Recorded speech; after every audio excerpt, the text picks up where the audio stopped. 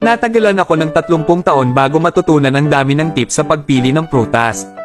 Isa, ang mga orange ay nahahati rin sa lalaki at babae. Ang may maliit na tuldok sa ilalim ay lalaki, at maasim ang lasa ng mga ito. Ang may bilog sa ilalim ay babae, at mas pino ang laman at matamis. Dalawa, huwag pumili ng mansanas na may maliliit na batik. Mas piliin ang may guhit na texture.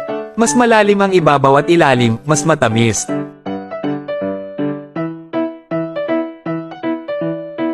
Tatlo, ang mga mangosteen ay masariwa kapag berde ang tangkay. Mas mabuti ang malambot na balat, at ang dami ng bahagi ng laman ay depende sa dami ng segment.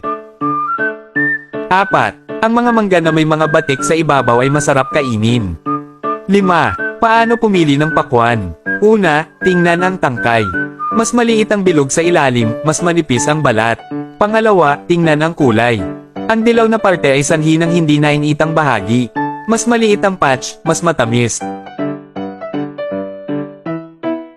Pangatlo, tingnan ang tangkay. Dapat sariwa at hindi tuyo. Pang-apat, tingnan ang guhit. Mas maayos at may kintab ang guhit, mas maganda.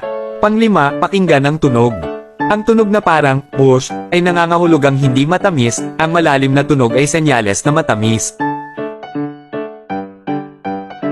6. Sa pagbili ng durian. Una, piliin ang mukhang lychee. Dapat malusog at makapal. Pangalawa, ang dami ng bukol ay nagsasabi kung ilang bahagi ng laman meron ito.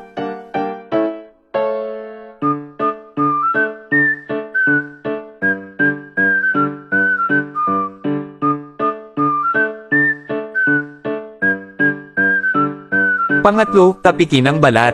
Kung may tunog na bang bang bang, tama ito. Pang-apat, tingnan ang mga tinik. Ang maliliit at matutulis na tinik ay nangangahulugang manipis ang balat, ang mga pyramid shape na tinik ay makapal ang balat. Sundan ako para matuto pa ng mga life tips.